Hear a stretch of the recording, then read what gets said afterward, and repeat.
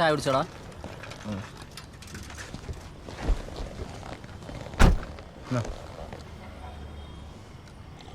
മനസ്സ് ആളൊഴിഞ്ഞ പൂരപ്പുറം പോലെ ആയിപ്പോയി. ഏതാ പെങ്കൊച്ചിനെ ആലോചിച്ചിട്ടാണോ?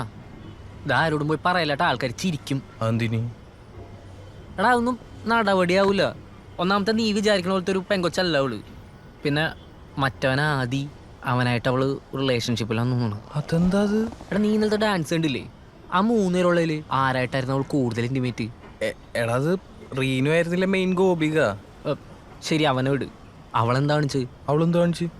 ഏത് കുല കാമ്പോജി കണ്ടു കഴിഞ്ഞാൽ അറിയാ അവര് വെറും ഫ്രണ്ട്സ് അല്ലാന്ന്. എടാ അത് അവള് ക്യാരക്ടർ ആയതാണ്. എടാ അതൊന്നും അല്ല, അവര് തമ്മിലെല്ലാം നടന്നിട്ടുണ്ട്. ഡാടാ തെണ്ടിത്തരം പറഞ്ഞു കഴിഞ്ഞാൽ നിന്റെ യദുകുല കാമ്പോജിൽ ഞാൻ തിളച്ച ചായ ഒഴിക്കും.